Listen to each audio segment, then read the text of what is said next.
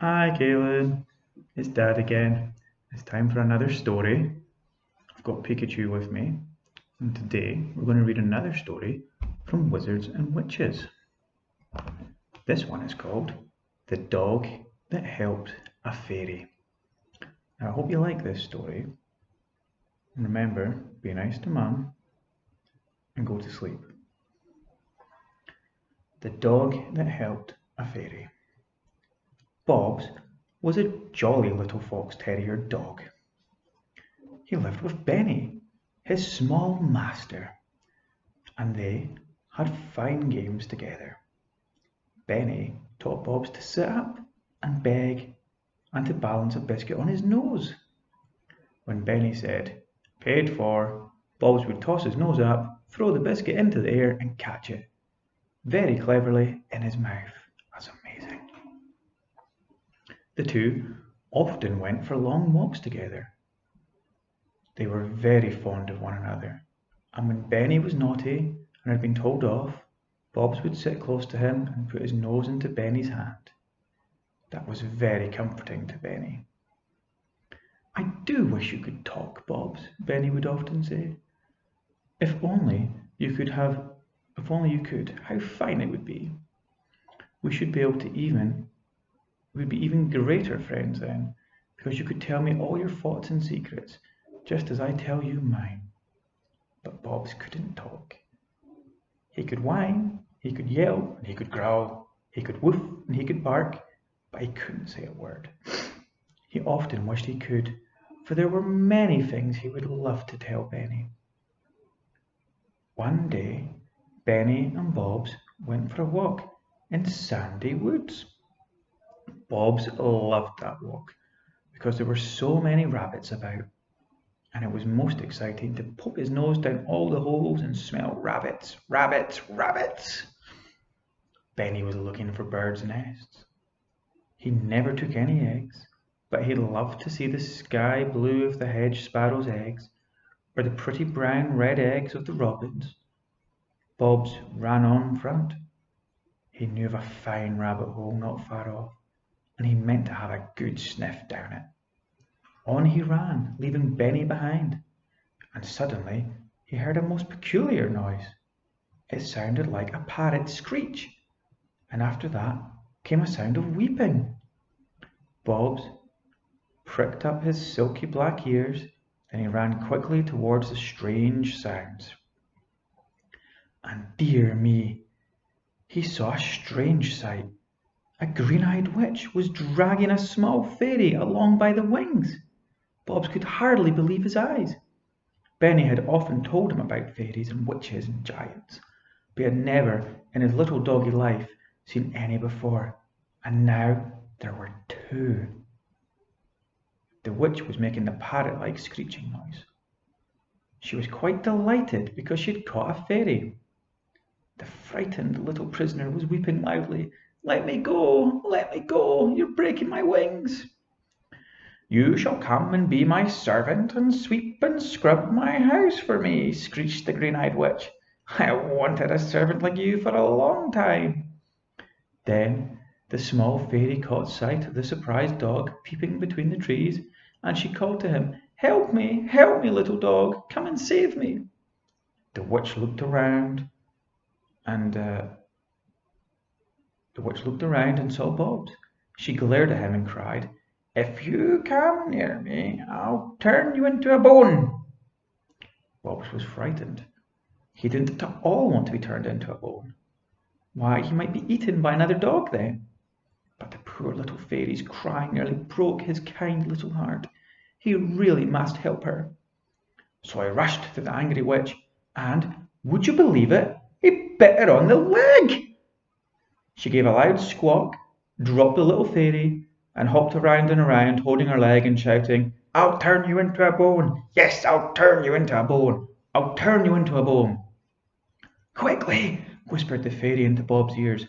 "Run away with me before she remembers the spell to turn you into a bone." "Jump on my back," woofed Bobs. Woof. And the fairy understood his barks quite well. She slipped softly onto his hairy back, and off he galloped at top speed. The old witch saw him, and cried out a string of strange, very magic words. It was a spell to change Bobs into a bone. But he was out of sight before the spell could work properly, and how glad he was. Still, something strange seemed to have happened to his tail. He couldn't move it. Whatever was the matter with it? He couldn't wag it properly at all. "Oh dear, your poor tail has changed into a bone," said the fairy suddenly. "A bit of a spell must have acted after all. What a good thing we got away when we did." "Woof, woof," said Bobs sadly, looking at his strange bone tail. Whatever would Benny say when he saw it? What would other dogs say? Bobs felt very unhappy. The fairy saw his ears dropping sadly, and she slipped off his back and hugged him.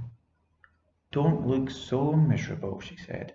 "Cheer up! Come along to Pixieland with me, and I'll get my aunt, Dame Tweedles, to put your tail right again." She took hold of Bob's collar and led him to a very big rabbit hole, the biggest that Bob had ever seen. And just as he was about to go down it, what should he hear but Benny's whistle? Then he heard Benny calling him. "Bobs, Bobs, where are you?" "Quick, come with me, or you'll never get your tail right," said the fairy, pulling him down the hole. "I'll take you back to Benny afterwards." So Bobs disappeared down the very large rabbit hole, with the fairy wondering what Benny would think when he didn't go running to him as usual. Now, Benny just happened to come down the path as Bob was disappearing down the hole. He was most astonished to see Bob running down a rabbit hole instead of coming when he'd called. He stood and stared, wondering if Bobs would come back, but he hadn't. "Well, how strange," said Benny. He bent down and looked into the hole, and then he saw a most surprising thing. Not far down that dark hole was a lamp shining brightly. Whoever heard of a lamp hung in a rabbit hole? Benny never had, and he guessed at once that it wasn't a real rabbit hole. No, there must be something magic about it. He bent down and looked into it. It was a very big hole. It was really big enough for him to get down in with a squeeze, but he wondered if he should. Then, far down the hole, he heard a little bark. "That's Bob's," he said. "Why didn't he come back when I whistled to him? I wonder whether some witch has got a hold of him. Oh dear, I must go down and see. I should have to save him if he was in danger." So, down that big hole, Benny squeezed himself in. Soon he came to the lamp, and then he saw that the hole widened and into a big passage set with shallow steps that went down and down, deeper into the rabbit hole. This is a real adventure, thought the little boy, going down the steps. He went down about 100, and then he came to a low, stout door set across the passage. A lamp shone over it, and onto the door was printed one word in big letters: "Push!" So Benny pushed the door, and it swung open. And to the little boy's enormous surprise, he was looking out onto a sunshiny village, whose pretty little cottages had thatched roofs and windows set with small diamond panes. Well, who would have thought that such a place could be down at the bottom of a big rabbit hole? Thought Benny in surprise. He stepped through the door and looked around. There were many small fairies, pixies, and gnomes going about their business, with some shopping baskets, some with bags. They didn't seem at all surprised to see Benny. "Please, have you seen a small fox terrier dog?" asked Benny, stopping a pointy-eared pixie. "Yes, it went down that way," said the little creature, pointing down the village street. Benny went on, looking everywhere for Bobs, but he couldn't see him. So he asked a gnome, and the gnome said yes, he had seen a dog going to Hollyshock Cottage, not far down the lane. So off Benny went again. Very soon he came to Hollyshock Cottage. He knew it must be, because although there was no name on the gate, great red and pink hollyhocks grew all around the walls. Benny stopped and listened. Yes, he could quite well hear little whuffs and barks from inside the cottage. Bob must be there. He whistled loudly and waited. No Bobs came. He whistled again. Still no Bobs, but once more he heard the whuffs and barks. Bobs must be inside, and someone must be keeping him prisoner, or surely he would come running out to Benny. But the little boy crept around to the back of the cottage. There was a window there, and he peeped in. What a strange sight he saw! Bobs was standing in the middle of a ring of white chalk. Benny stared at his dog's tail, for it was just like a long butcher's bone. Benny suddenly felt angry. Were they doing some horrid magic to his dear little dog? How had this nice tail got like that? He saw a little fairy stroking Bob's head, and on the other side of the chalk ring stood an old dame in a bright red shawl wrapped around her shoulders. She was chanting a song made of strange words.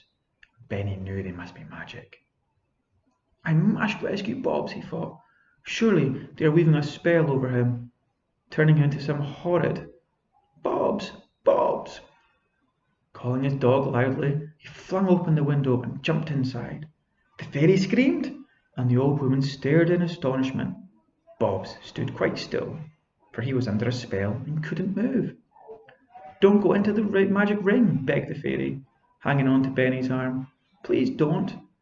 If you do, you'll spoil the magic, and we shan't be able to make your dog's tail right again.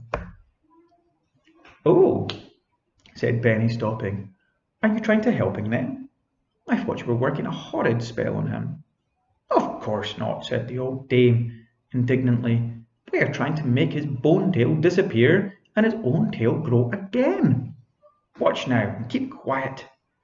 So Benny watched, and as he stood there and looked, he saw Bob's curious bone tail gradually fade away into a sort of mist.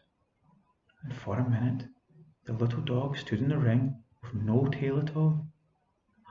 And then, to Benny's delight, his own hairy dog tail began to grow. And at last it was all there. And all of a sudden it began to wag. Bobs leapt out of the magic ring and jumped up to Benny in joy. Woof, woof, woof, he barked. How did you get here, and what has happened, Bobs? Asked Benny, patting the excited little dog. Woof, woof, woof, barked Bobs. Oh, I do wish you could tell me how you got here and why, said Benny. Can't you understand what he's saying? Asked the fairy in surprise. I can understand his woofs and barks quite plainly. But I can't, said Benny. I've often wished I could. That's the only thing that comes between me and Benny. Bobs and me, sorry. He can understand all I say, but I never know what he is barking. Bobs, said the fairy, turned to the little dog, who had once licked her small hand. Bobs, I want to give you a reward for helping me to get away from that horrid green-eyed witch. Listen now. Would you like me to give you a proper voice, like Benny's? Woof, woof, barked Bobs, jumping around, everyone in great delight. Bob say he would like to be able to talk to you, said the fairy, beaming at Benny. Would you really like him to? You would be able to talk to each other as much as you liked, whenever you liked. Oh, yes!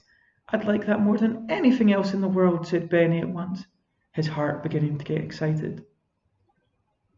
Very well, said the fairy. And Tweedles, would you give me a talking spell, please? The old dame went to a drawer and opened it. She took out a round box and slid off the lid. Inside were a great many blue pills. She took one out and gave it to Benny. Give this to your dog before he goes to sleep tonight, she said. Then, in the morning, he'll be able to talk to you. But remember this, he must only talk to you. If he tried to talk to anyone else, his voice will go and never come back. Benny took the pill and thanked the old dame and the fairy very much. Then he and Bobs went to the strange tunnel and made their way back to the wood. They were both so excited that they could hardly fall asleep fast enough. That night, Benny gave Bobs the pill and the little dog swallowed it whole. He woofed, but didn't say a word. His voice hadn't grown yet. But the next morning when Benny went to see him, what a wonderful surprise! Good morning, Benny, said the gruffy dog voice. I can talk. I can talk. And first, let me say something I've always wanted to say to you. What is it? Asked Benny, delighted. I love you, little master, and I think you're the finest person in the world, said Bobs, jumping up to lick Benny's ear. Well, wasn't that a lovely thing to hear from his dog? Benny was so pleased that he didn't know what to say.